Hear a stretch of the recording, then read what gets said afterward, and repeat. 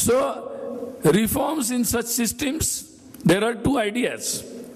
One is some reforms in the present systems, and another is our systems should be based on, जैसे हिंदी में बोलते हैं कि उसकी आत्मा भारतीय होनी चाहिए, उसकी जो स्पिरिट है वो हमारे लोगों के साथ जुड़ी होनी चाहिए। तो सिस्टम में सिस्टमिक चेंज भी करना पड़ेगा, बेसिक आइडियाज बदलना पड़ेगा। तो गांधी जी ने बहुत अच्छा लिखा था, हिंद स्वराज उनकी बड़ी प्रसिद्ध पुस्तक है। दीनदयाल उपाध्याय जिन्होंने बहुत अच्छी तरह से लिखा है कि लास्ट जो अंत्योदय है, लास्ट आदमी जो है उसके बारे में सोचकर कैसे व्यवस्था बनानी पड़ेगी। ये भी हमारे देश में एक बहुत 50-60 सालों से एक लंबा डिस्कशन आफ्टर द फ्रीडम चल रहा है। तो वो भी हमारा पॉइंट होगा कि कैसे हम लोगों को व्यवस्थाएं चाहिए, सिस्टम रिफॉर्म्स कैसे चाहिए।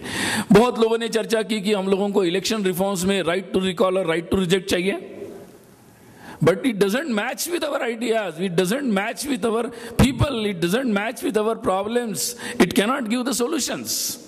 It may be fashionable, but the people, like young people like you, very learned people, they should not go by the fashionable words or fashionable ideas.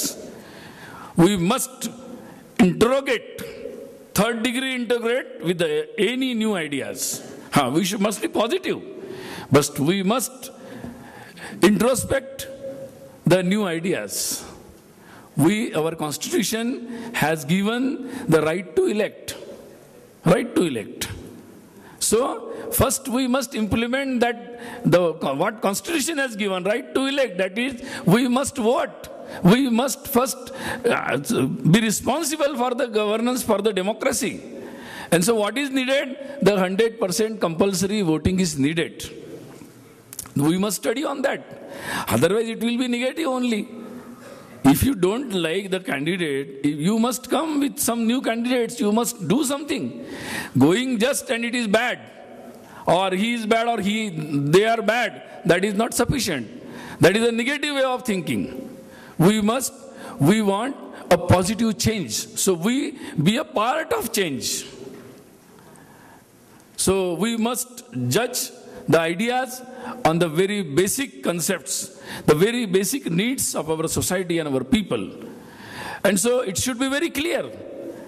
और एक्चुअली ज़रूरत है कि जो यंग लोग हैं, यंग इंटेलेक्ट है, जो यहाँ यंग टैलेंट्स को बुलाया है, उन लोगों का काम है, आज सोशल मीडिया ओपन है हमारे लिए, कि हम लोग केवल फैशनेबल आइडियाज से नहीं चलेंगे, तो हम लोग ऐसी नई नई आइडियाज क्रिएट करेंगे जिससे वास्तव में देश का और समाज का भला होगा और उस तरीके से भला होगा। भारत उन लोगों के लिए नहीं है कि जो दुनिया को कोई घिसी पीटी आइडियाज को हम फॉलो करते रहे। हम लोग वो लोग हैं, हम लोगों के पास वो टैलेंट्स है, हम लोगों के पास वो एक्सपीरियंसेस है, हम लोगों के पास वो आइडियाज है कि हम नई आइडियाज लाएंगे, हम उसका एक्सपेरिमेंट करेंगे, उसको सक्सेस करेंगे और पूरी दुनिया के वेलफेयर के लिए, पूरी दुनिया के कल्याण के लिए वो नई आइडियाज को प्रस्तुत करेंगे। वो भारत ने करना है, वो वास्तव में हमारी ड्यूटी है, वो हमारा मतलब वो एक बाय चांस हमें नहीं करना है, that is our duty. Vivekananda ने जो एक्सपेक्टेशन हम लोगों से किया है वो ये किया है कि हम लोग गाइड करें लोगों को, और गाइड करना है तो आप लोगों को बहुत मेहनत करनी पड़ेगी, नई आइडियाज पर मेहनत करनी पड़ेगी, दिमाग लगाना पड़ेगा और उसके आधार पर आगे बढ़ना पड़ेगा। इसलिए पुलिस रिफॉर्म्स पर बहुत सारे विषय आए हैं। क्या law and order at investigation अलग होना चाहिए? जुडिशरी में टाइम बहुत लग रहा है, तो क्या नए नए न्यायालय बनाने से हो जाएगा? वो एक बेसिक, एक प्राइमरी या प्रिलिमिनरी लोक अदालत जैसे कुछ उपाय होंगे। तो मुझे लगता है कि ये कन्वेंशन से और नए कुछ आइडियाज आना चाहिए जो सबको पसंद आए और पूरा देश उसको इम्प्लीमेंट करे। ऐसे आइडियाज आप लोग दे सकते हैं, लेकिन मूल तत्व बदलना पड़ेगा कि भाई क्या ऐसे ही जुडिशरी हमारी चलेगी कि जो मतलब पता ही नहीं कि घटना यहाँ हुई और सुप्रीम कोर्ट पता नहीं उस पर क्या तय कर रहा है। तो it is not giving justice. क्योंकि मुझे कभी कभी आश्चर्य लगता है, सुप्रीम कोर्ट ने बोला कि केस अगर पेंडिंग है तो सरकार को डांट रहे, इनको डांट रहे, उनको डांट रहे, लेकिन स्वयं सुप्रीम कोर्ट से लेकर कितने केसेस पेंडिंग है उसको कौन पूछेगा? तो ये पूछने का काम आप लोगों का है कि सुप्रीम कोर्ट को भी पूछेंगे हम लोग कि भैया आप लोग दूसरों को बोल रहे हैं कि 1 साल में निर्णय दो, 2 साल में निर्णय दो, अभी कल बोला है। आई एम आस्किंग देम, भैया आप लोग अपने निर्णय तो 1 साल में करिए, तो ये हिम्मत दिखानी पड़ेगी कि देश में कोई हिम्मत नहीं दिखा रहा है, हर इंटेलेक्चुअल चुपचाप बैठा हुआ है। तो ये कन्वेंशन इसीलिए है कि हम लोगों को we should be brave to ask the questions, to challenge. वो हम लोगों को पूछना पड़ेगा कि क्यों भाई ऐसा हो रहा है देश में, पूछना पड़ेगा। तो बहुत कुछ कहा जा सकता है रिफॉर्म्स पे, हम लोग यहाँ पर चर्चा करनी है। बहुत सारे डेवलपमेंट के इश्यूज है, उस पर भी चर्चा होनी चाहिए। ट्रांसपोर्ट है, वाटर है, एनर्जी है, इंफ्रास्ट्रक्चर है, अर्बन एरियाज है, कनेक्टिविटी है, फार्मिंग है, साइंस एंड टेक्नोलॉजी है, पोल्यूशन है, गरीबी है।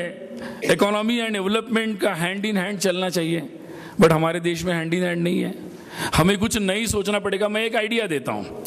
हम लोग बोलते हैं कि हमारे देश में जो वैल्यूज है वो अगर फैमिली से आता है, family is imparting the values.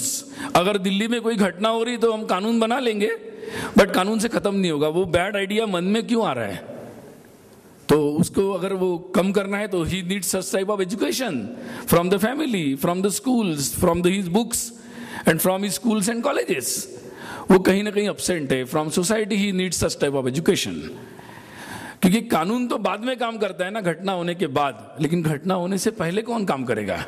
तो वो हमारा वैल्यू सिस्टम काम करता है, हमारा सिस्टम, सोसाइटी का सिस्टम काम करता है।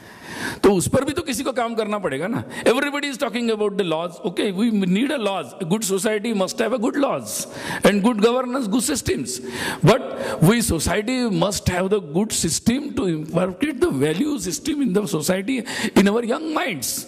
अभी सब लोग बोल रहे हैं कि हमारा देश सबसे यंगेस्ट होगा, 64% यंग पॉपुलेशन। तो ये दोनों हैं। अगर यंग ऐसा होता है कि उसमें दोनों ताकत होती है, उसको आप बंदूक सिखा दो तो वो, अगर माइंड उसका ठीक है तो वो लोगों के लिए सोल्जर बन जाएगा, देश की रक्षा करेगा। और वही माइंड अगर करप्ट है तो वो टेररिस्ट बन जाएगा, गुंडा बन जाएगा।